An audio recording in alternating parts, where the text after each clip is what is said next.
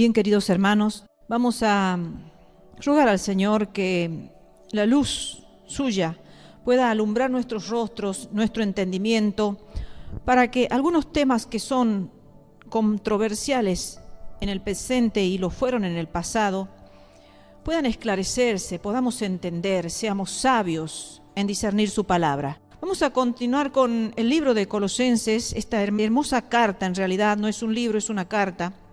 Vamos a continuar con la carta a los Colosenses, desde el capítulo 2, y vamos a empezar desde el versículo 11 y 12. Dice así esta carta escrita por el apóstol Pablo: En él también fuisteis circuncidados, con circuncisión no hecha a mano, al echar de vosotros el cuerpo pecaminoso carnal en la circuncisión de Cristo, sepultados con él en el bautismo, en el cual fuisteis también resucitados con él mediante la fe en el poder de Dios que le levantó de los muertos. Aquí me llamó la atención la comparación hecha por Pablo acerca del bautismo con la circuncisión espiritual. Y recordemos, hermanos, que la mayoría de los cristianos colosenses eran gentiles, no circuncidados físicamente. Pero Pablo les asegura o les recuerda que fueron circuncidados espiritualmente a través del bautismo, lo que es más importante que una circuncisión física. Los creyentes tuvieron que lidiar realmente con muchas falsas enseñanzas sobre Jesús y también sobre la circuncisión. Por eso es que Pablo les recalca que no era necesario estar circuncidados para estar bien delante de Dios. Pablo le demuestra que ellos fueron circuncidados al echar de sus cuerpos, o de ellos, el cuerpo pecaminoso carnal.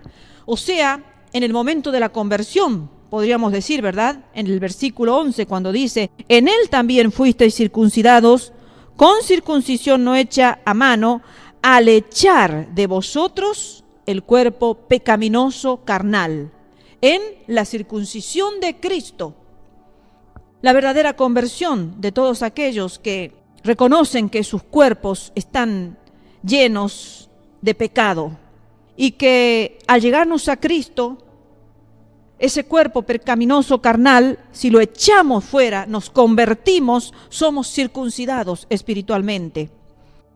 Y los falsos maestros seguramente le daban gran valor a la circuncisión y la impusieron a los colosenses, quizás no como requisito indispensable para la salvación, pero sí para lograr una mayor santidad. Y vemos también en el versículo 11 cuando dice: también fuisteis circuncidados.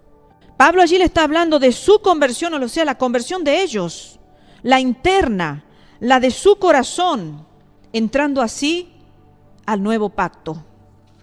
Ya no la de la ley, del antiguo pacto, sino ahora a un nuevo pacto, ingresando, entrando en esa conversión, entrando a un nuevo pacto. En el versículo 12 que hemos leído, Pablo les demuestra a los creyentes gentiles que su verdadera circuncisión es su bautismo.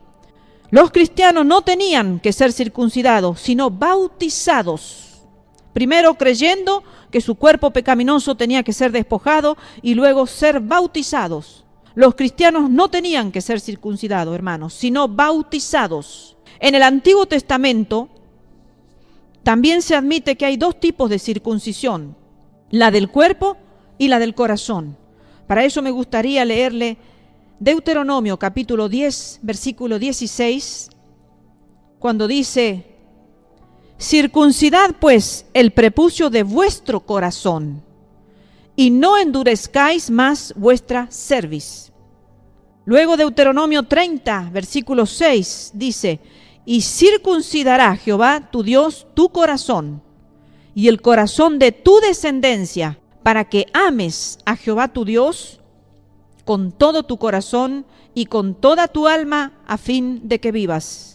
También el libro profético de Jeremías dice, el capítulo 4, versículo 4: Circuncidaos a Jehová, y quitad el prepucio de vuestro corazón, varones de Judá y moradores de Jerusalén, no sea que mi ira salga como fuego y se encienda y no haya quien la pague por la maldad de vuestras obras. Jeremías 9:25 dice: He aquí que vienen días, dice Jehová, en que castigaré a todo circuncidado y a todo incircunciso. Luego Ezequiel capítulo 44 versículo 7 dice: de traer extranjeros incircuncisos de corazón e incircuncisos de carne, para estar en mi santuario y para contaminar mi casa, de ofrecer mi pan, la grosura y la sangre, y de invalidar mi pacto con todas vuestras abominaciones. Y luego Ezequiel capítulo 44 versículo 9: así ha dicho Jehová el Señor: ningún hijo de extranjero, incircunciso de corazón e incircunciso de carne, entrará en mi santuario de todos los hijos de extranjeros que están entre los hijos de Israel. Entonces, hermanos, el bautismo es una identificación con la muerte y la resurrección de Jesús. Somos sepultados con Jesús bajo el agua y resucitados con Él del agua. Entonces, luego llegamos al versículo 13 al 15 y lo leemos. Dice así: y a vosotros, estando muertos en pecados y en la incircuncisión de vuestra carne, os dio vida juntamente con Él, perdonándoos todos los pecados, anulando el acta de los decretos que había contra nosotros, que nos era contraria, quitándola de en medio y clavándola en la cruz. Y despojando a los principados y a las potestades, los exhibió públicamente, triunfando sobre ellos en la cruz. El versículo 13: antes de tener una vida nueva en Jesús, hermanos, estábamos muertos. Eso es lo que le dice el apóstol Pablo. Antes, estando muertos en pecados y en la incircuncisión de vuestra carne, os dio vida juntamente con Él, perdonando todos los pecados. Esa condición les muestra Pablo, les hace ver para que tomen conciencia. Y también les dice que no solo nos dio vida, sino que nos dio vida juntamente con Él. O sea, les dio una vida distinta, le dio eternidad. La misma eternidad que Cristo tiene, que es portador, que Él es la eternidad, esa vida le dio a todo aquel que realmente se convertía, que aceptaba el sacrificio del Señor Jesucristo en la cruz del Calvario. Le daba la vida nueva, eterna, juntamente con Él. O sea, hermanos, que hemos recibido al mismo Cristo, como dijo en sus escritos Spurgeon. Si nosotros tomáramos conciencia de lo que significa la conversión, cuando nos convertimos recibimos al mismo Cristo realmente, porque estamos recibiendo una vida nueva en Jesús. Estamos recibiendo la misma eternidad, hermanos. El nuevo nacimiento nos dio vida y limpieza cuando nos perdona por gracia todos los pecados, como expresa allí en el versículo 13. Dice: y a vosotros, estando muertos en pecados, dice que luego nos da vida y nos perdona el Señor todos los pecados. Y esto es parte del nuevo pacto y fue profetizado en el Antiguo Testamento también. Allí en Ezequiel capítulo 36, versículo 25 al 27, el profeta Ezequiel dice: esparciré sobre vosotros agua limpia y seréis limpiados de todas vuestras inmundicias, y de todos vuestros ídolos os limpiaré. Os daré corazón nuevo y pondré espíritu nuevo dentro de vosotros, y quitaré de vuestra carne el corazón de piedra, y os daré un corazón de carne, y pondré dentro de vosotros mi espíritu, y haré que andéis en mis estatutos y guardéis mis preceptos y los pongáis por obra. Entonces vemos, hermanos, como la limpieza que el Señor nos da en ese nuevo nacimiento también estaba profetizada en el Antiguo Testamento a través de Ezequiel, lo hemos visto. Y en el Nuevo Testamento también, cuando el apóstol San Juan dice allí en Juan capítulo 3, versículo 5, dice: respondió Jesús a Nicodemo: de cierto te digo, que el que no naciere de agua y del Espíritu no puede entrar en el reino de Dios. Vemos la importancia, hermano, de la conversión y del bautismo. Dos cosas que están ya profetizadas en el Antiguo Testamento como una limpieza, como una purificación, y en el Nuevo Testamento también, cuando allí el Señor está hablando con Nicodemo, una hermosa historia que la pueden leer. La pueden leer la importancia que está del agua de la palabra, que también nos limpia, que nos purifica. La palabra, cuando nosotros la leemos, vemos que es como jabón de lavadores, cómo empiezan a despojarse ciertos paradigmas que a veces tenemos en la mente por largo tiempo, y cuando vamos a la palabra somos alumbrados, somos limpiados por su palabra. Y por el bautismo. Por eso algunos no le toman importancia al bautismo, pero un cristiano no bautizado es un cristiano que no está en condiciones de partir a la eternidad. La limpieza, hermanos, la limpieza que nuestro Señor nos pide y que es un simbolismo de la muerte y de la resurrección de nuestro Señor Jesucristo y de nuestra muerte, de nuestra sepultura juntamente con Cristo y de nuestra resurrección juntamente con Cristo. Es un acto muy profundo y que algunos lo tienen en poco, lo tienen en menos, pero que realmente el apóstol Pablo está acá mostrándole el valor y la importancia de ellos que han sido ya, dice, sepultados con Él en el bautismo, en el cual fuiste también resucitados con Él. De eso tomen conciencia, de eso ustedes estén seguros, estén tranquilos que al bautizarse ustedes juntamente con Cristo han manifestado, han confesado públicamente esa muerte, esa resurrección con Cristo. Y hay dos tipos de muerte que aquí el apóstol Pablo también hace referencia en esta hermosa carta. Y una es la muerte en pecados y en la incircuncisión de la carne, como dice el versículo 13. Dice, y a vosotros estando muertos en pecados. Y luego, la otra muerte es la muerte con Cristo, que son dos muertes distintas. El versículo 20 dice, pues si habéis muerto con Cristo en cuanto a los rudimentos del mundo. Bueno, sigue diciendo, ¿por qué? Como si vivieseis en el mundo, os sometéis a precepto, y siguen, que ya lo vamos a analizar al versículo 20. Entonces, queridos hermanos, la segunda muerte es con Cristo, para luego ser sepultados, como decía el versículo 12, con Cristo en el bautismo, y también resucitados con Cristo, que también está mencionado en Colosenses capítulo 3, versículo 1, cuando dice, si pues habéis resucitado con Cristo, buscad las cosas de arriba, donde está Cristo sentado a la diestra de Dios. Muy diferente estar muerto en pecado, ¿verdad? Estamos muertos en pecado, con condenación, con un destino muy triste, separado de Dios, separado de Cristo. Pero sin embargo, la segunda muerte es la muerte con Cristo, que es muy diferente cuando nos identificamos con Él en el bautismo. Luego llegamos al versículo 14 ya leído, cuando habla de anulando Él el acta de los decretos que había contra nosotros cuando estaba muriendo en la cruz del Calvario, que nos era contraria, quitándola de en medio y clavándola en la cruz. Es nuestra deuda moral, queridos hermanos, delante de Dios. El acta de los decretos, nuestra deuda moral delante de Dios. Una deuda que ninguna persona imperfecta puede pagar. Por más buena que sea la persona y más justa y más entregada al Señor, no la puede pagar esa deuda. Pero sí podía ser anulada por medio del pago de un hombre perfecto, justo, digno y santo, nuestro Jesucristo. El acta es un documento legal, escrito, que representa cargos en contra de un prisionero. Tiene muchos significados. Pero de cualquier forma, esto significa que el documento que una vez nos condenó, ahora es anulada al ser clavado en la cruz. Es el acta de la ley, hermanos, condenando a cada hombre. La ley nos condenaba, pero Jesucristo vino a justificarnos.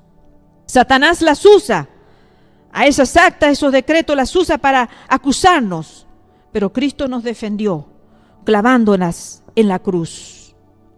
Debemos nosotros destruirlas a esas actas. ¿Por qué?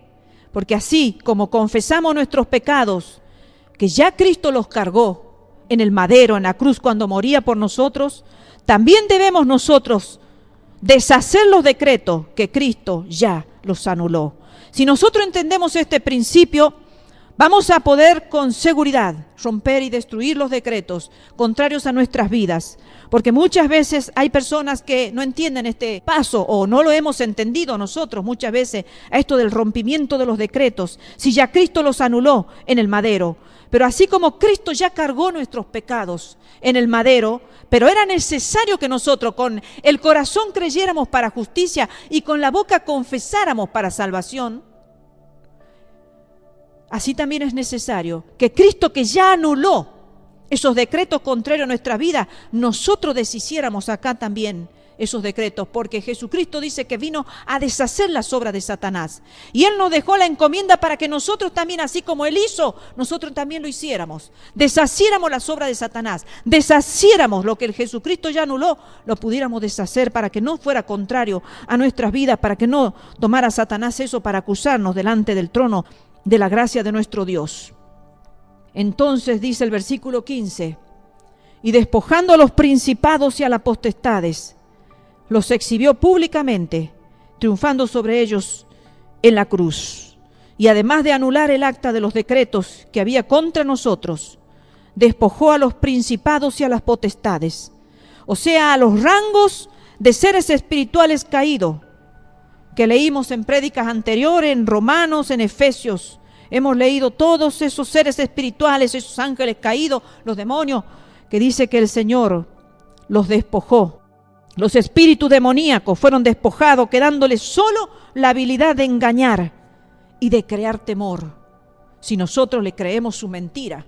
Porque muchas veces el temor viene por creerle por el miedo, por el temor que nos asustan. Y entonces solamente a través del temor podemos nosotros sufrir las mentiras de aquellos engañadores espíritus demoníacos que ya fueron despojados y fueron derribados, destruidos por nuestro Señor cuando vencía en la cruz del Calvario. Los cristianos tenemos armas espirituales contra ellos, pero a veces no las usamos. Por eso se vive la derrota y no la victoria, no el triunfo que Cristo tuvo en la cruz. Muchas veces vivimos derrotados porque no nos atrevemos a creer que nuestro Señor Jesucristo de su reino nos dejó armas bastante poderosas y suficientes para que podamos luchar contra todos aquellos principados y potestades que no dejarán nunca a la iglesia tranquila. Siempre estarán acosándola, siempre estarán queriendo destruirla a la iglesia, pero ninguna arma forjada contra la iglesia podrá prosperar, ninguna. 2 Corintios 2:14 dice: mas a Dios gracias, el cual nos lleva siempre en triunfo en Cristo Jesús, y por medio de nosotros manifiesta en todo lugar el olor de su conocimiento.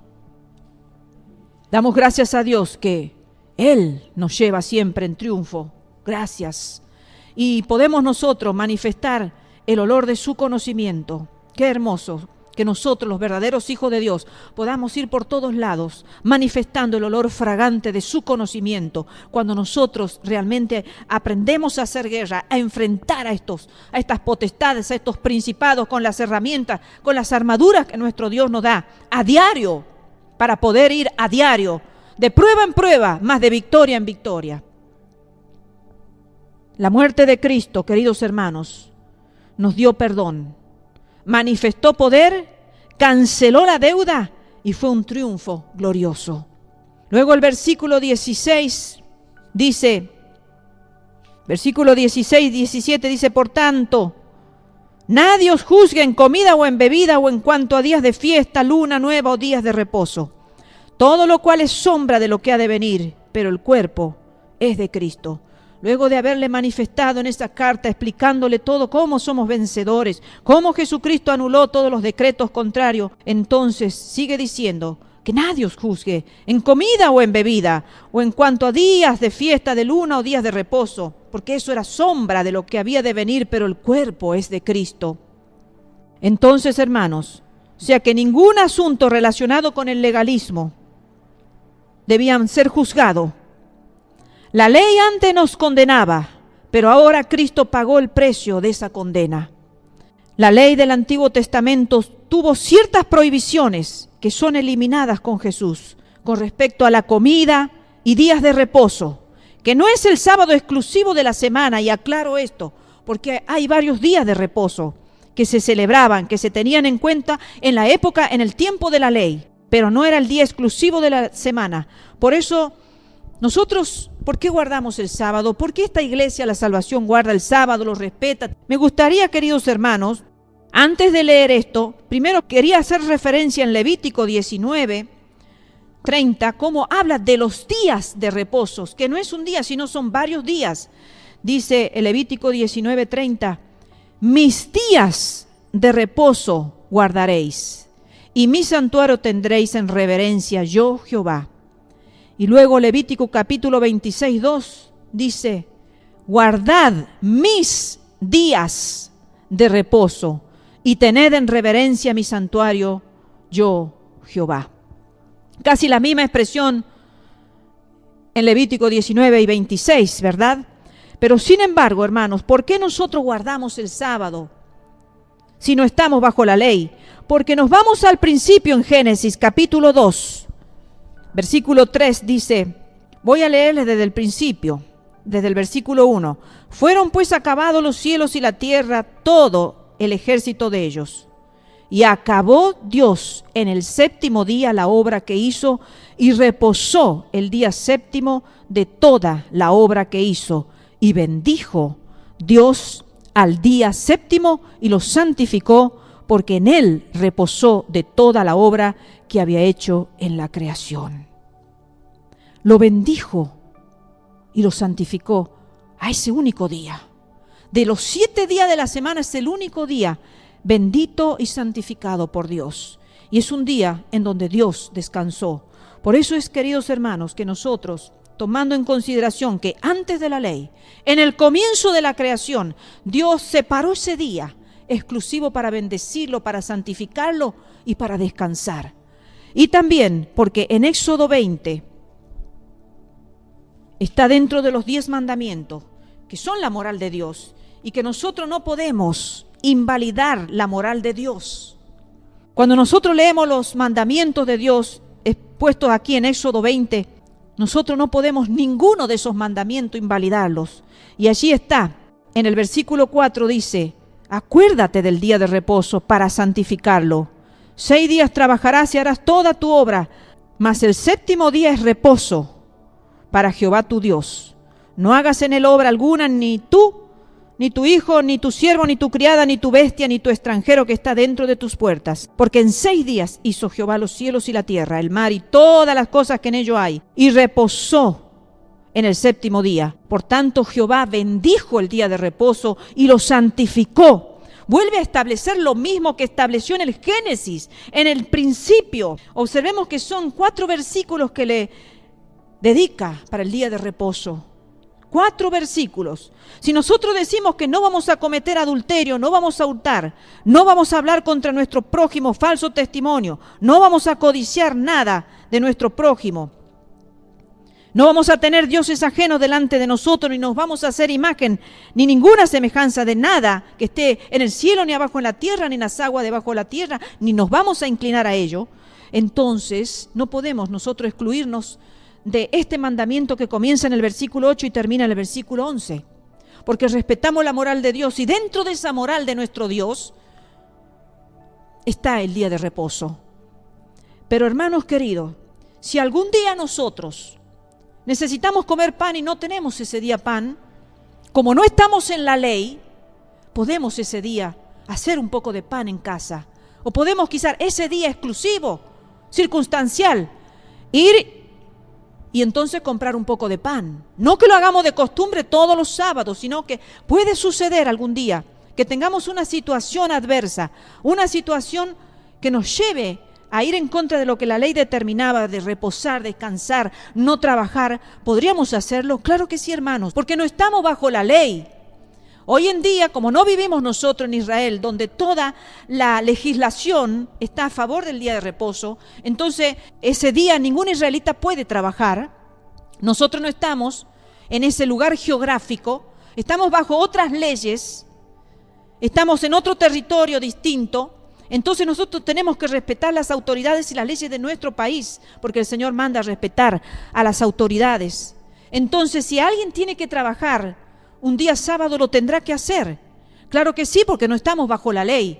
Estamos en la gracia ya, donde Jesucristo vino a cumplir la ley, donde la ley era una sombra, pero esta es la moral de nuestro Dios. Como no estamos bajo la ley, nosotros podemos trabajar y hacer que ese día sea un día diferente. Quizás podemos nosotros hablar menos de la cuenta, ¿verdad?, en el trabajo. Podemos quizás ayudar al prójimo ese día.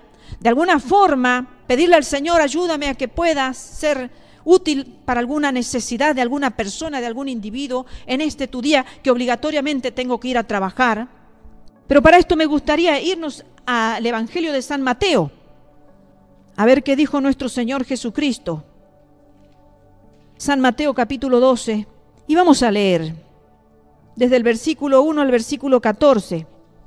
Dice: en aquel tiempo iba Jesús por los sembrados en un día de reposo, y sus discípulos tuvieron hambre, y comenzaron a arrancar espiga y a comer.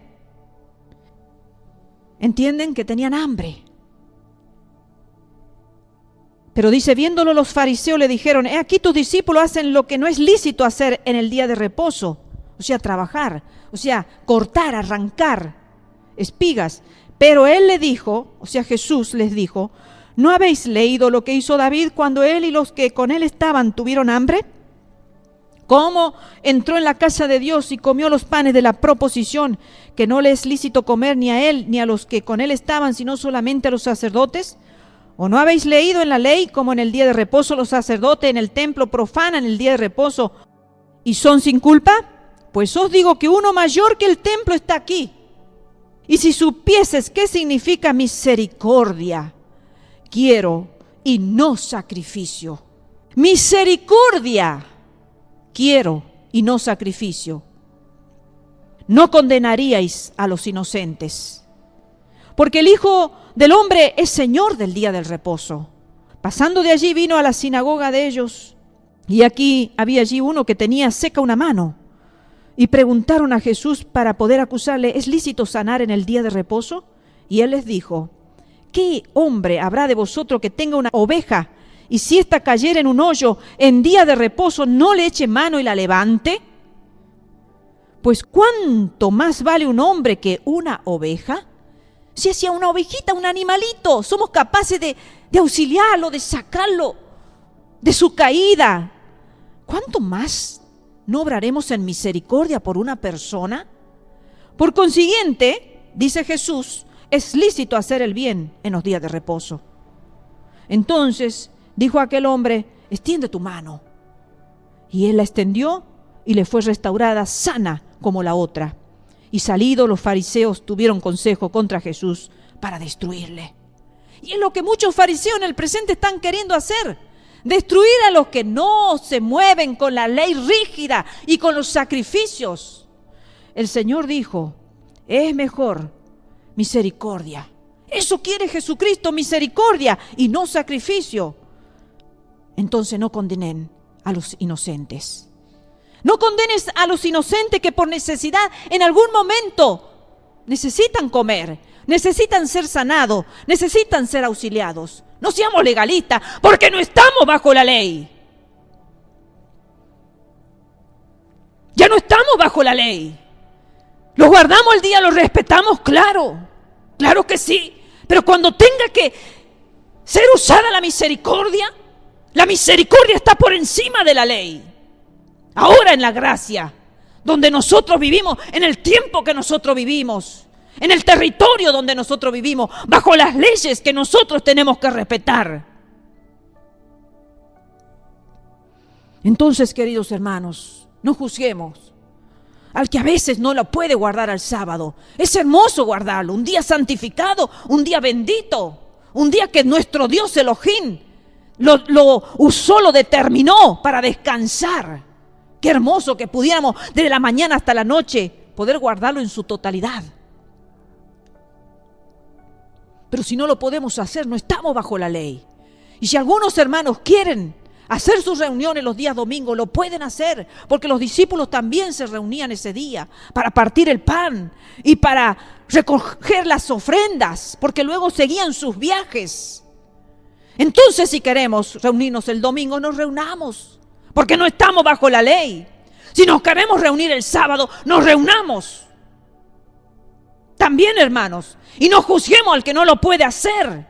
Como el apóstol San Pablo le estaba diciendo allí a los colosenses.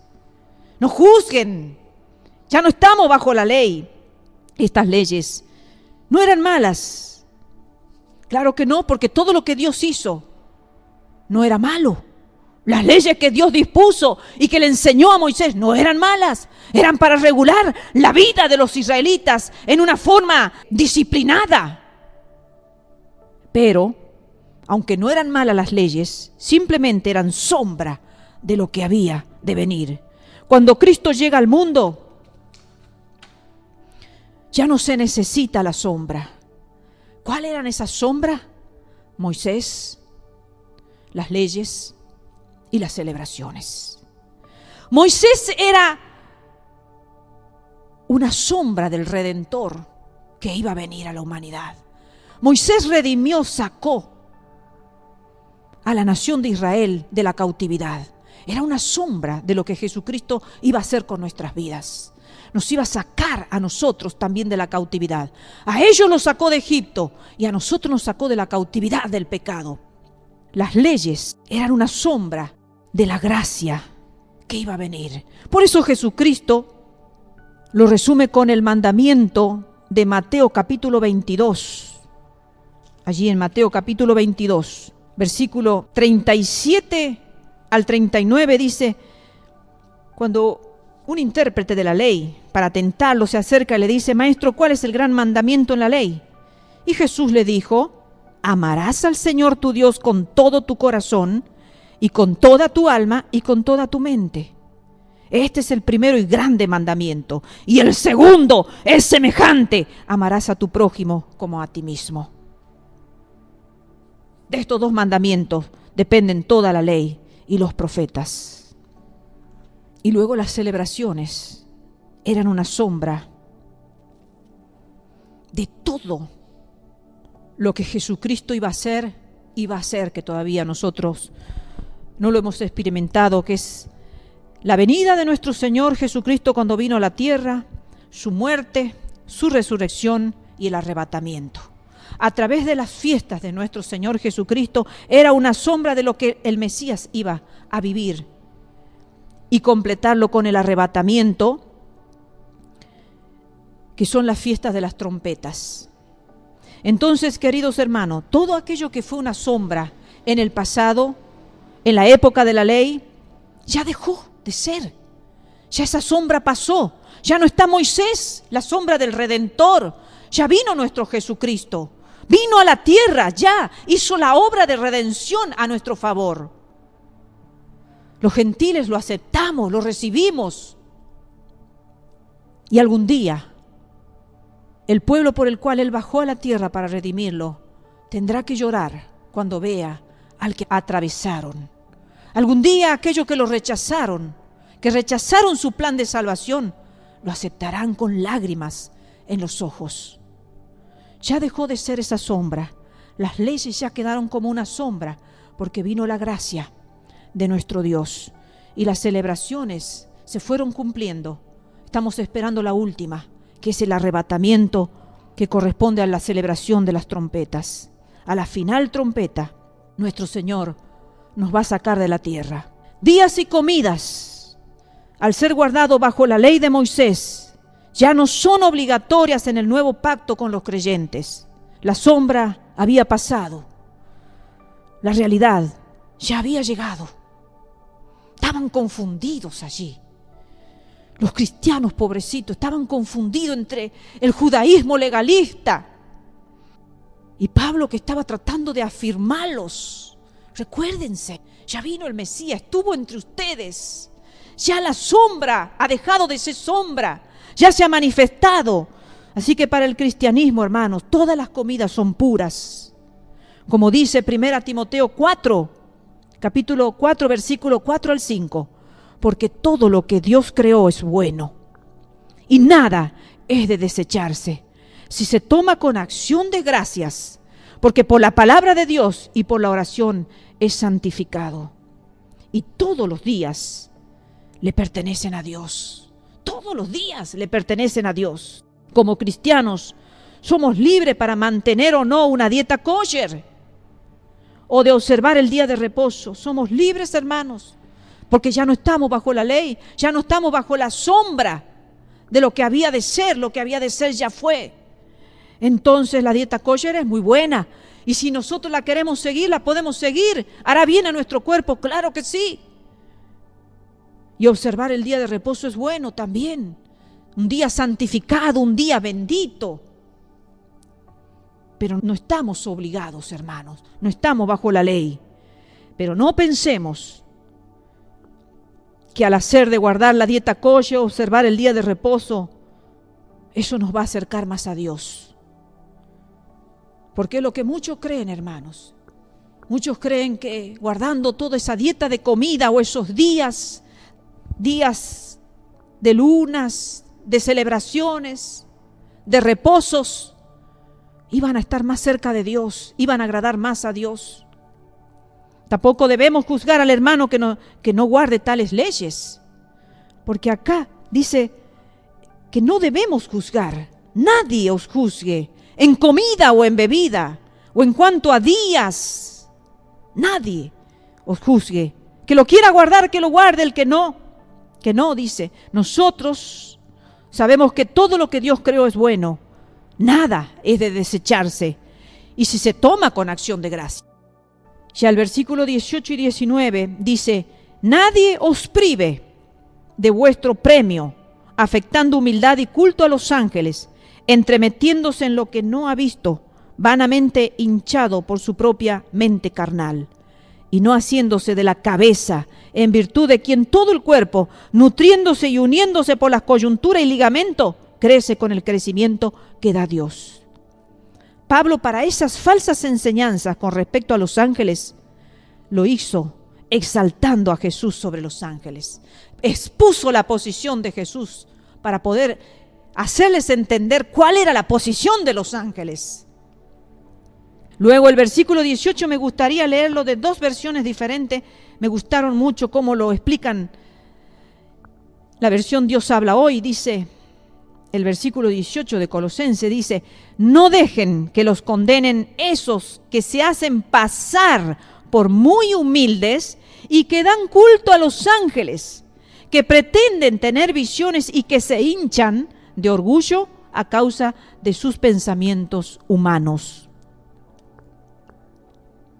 Y la versión Nueva Biblia Viva dice: no dejen ustedes que les quiten su premio quienes fingen ser humildes y adoran a los ángeles. Estos individuos dicen haber visto visiones y se llenan de orgullo por sus pensamientos humanos. Entonces, queridos hermanos, esa falsa humildad de los herejes era la causa que el hombre piense que no era digno de entrar en ese compañerismo, en esa coinonía con Dios, como hemos venido hablando en prédicas anteriores, en las cartas anteriores. Razón por la que es movido, dice, estos falsos herejes, dice, no somos dignos de tener ese compañerismo con Dios, por lo cual tenemos que ser movidos a rendirle culto a los ángeles. ¿Se dan cuenta ustedes, hermanos? Eran bastante astutos y sagaces, ¿verdad? Viendo y mostrando la indignidad del ser humano, de que no somos dignos de poder nosotros llegar a esa comunión con Dios. Entonces, si no podemos llegar a esa comunión con Dios, vamos a adorar a los ángeles. Recurramos a los ángeles. Entremetiéndose en lo que no ha visto, vanamente hinchado por su propia mente carnal. Esa era la arrogancia. Y esta es la arrogancia y el orgullo espiritual de los falsos maestros, de los que los seguían y de los que los seguían también, de los maestros y de los que los seguían. Arrogancia, orgullo espiritual, entremetiéndose en lo que no han visto. Alguien expresó que la traducción correcta sería hacer un desfile de las cosas que ha visto. Y yo he formado mi propia oración, hacer una exhibición de las cosas que han visto. Porque hay muchos que le encanta hacer exhibición, ¿verdad, hermanos? Hacer una exhibición y ya hacen como una religión de todas las visiones y las revelaciones y los sueños. y todo lo que les sucede. Algunos de verdad sí las tienen, pero hacen como dice, la verdadera traducción dice hacer. Que la verdadera y correcta traducción sería hacer un desfile de las cosas que ha visto.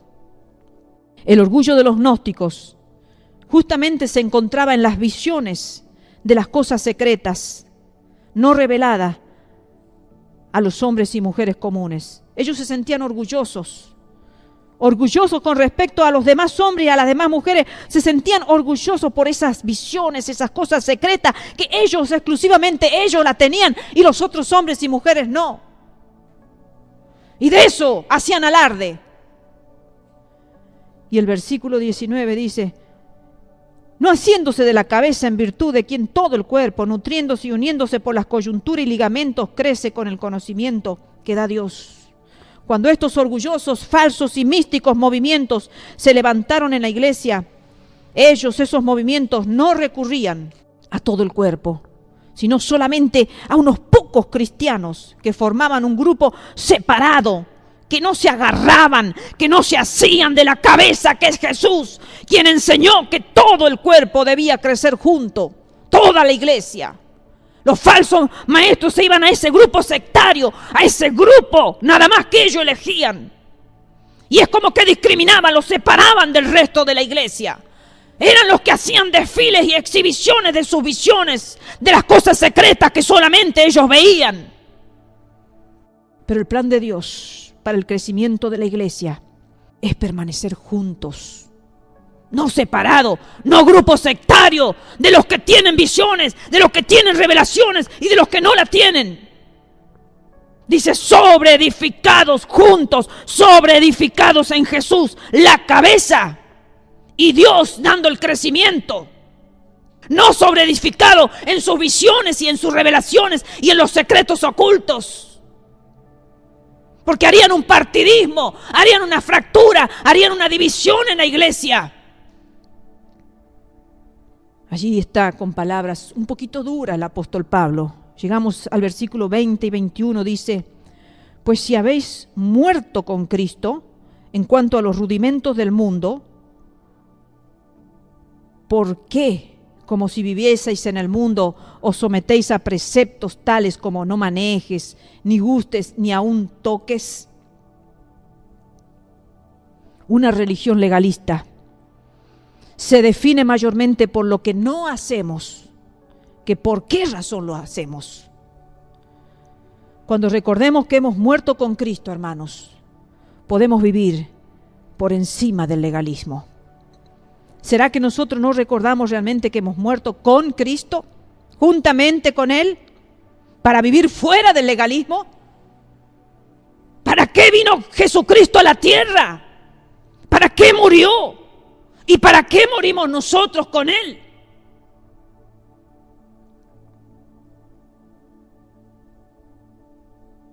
Entonces, si recordamos que hemos muerto con Cristo, vamos a poder vivir libres de ese legalismo hereje.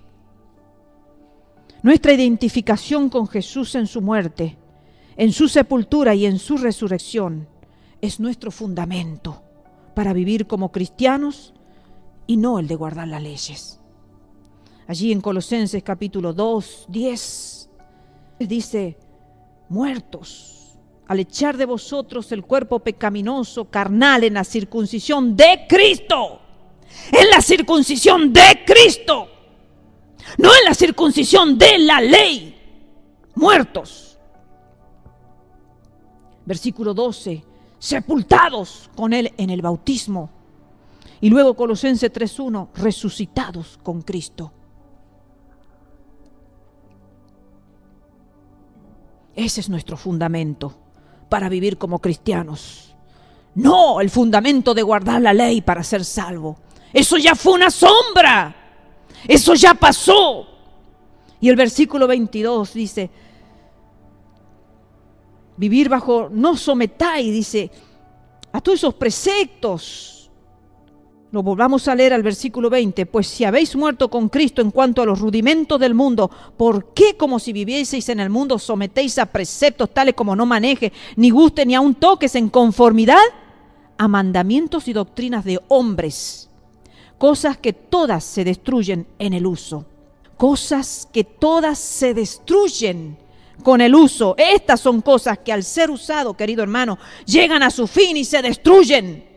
El manejarlos, el comerlo o el tocarlo, todo eso implica su destrucción. Por ejemplo, algo sencillo, el alimento. Una vez que se come, deja de ser alimento. Deja de ser alimento. Se transforma en vitamina, en proteína, en todo lo que el cuerpo necesita y el resto se elimina del cuerpo. Ya no es más el alimento que lo teníamos en nuestras manos y lo veíamos. Todo eso tiene un fin y se destruye. Esto no es lo más importante, lo que se destruye no es lo más importante. Porque dicen conformidad a mandamientos y doctrinas de hombres. Todo eso es en conformidad a mandamientos y doctrinas de hombres.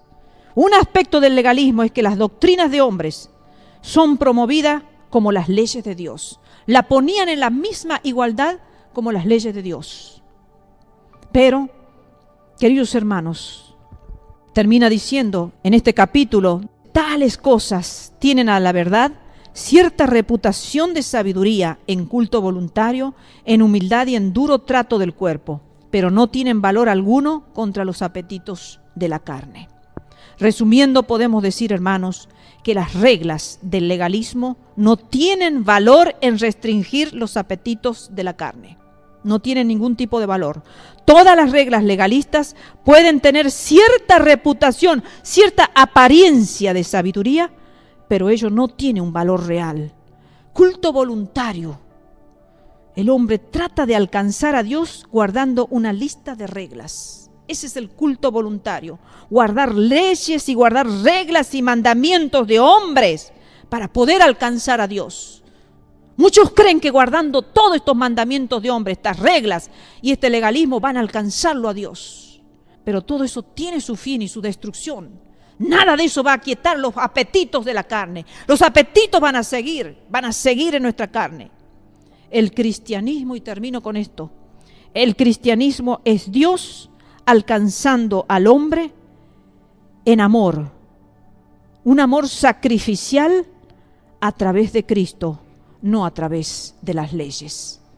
Que eso nos quede grabado, hermanos queridos, que el cristianismo vive basado en esa muerte, en ese Cordero que ya vino a redimirnos, en ese Cordero que ya no es una sombra, el Mesías ya no es una sombra. Para muchos todavía el Mesías será una sombra y lo siguen esperando, pero algún día se lamentarán y llorarán.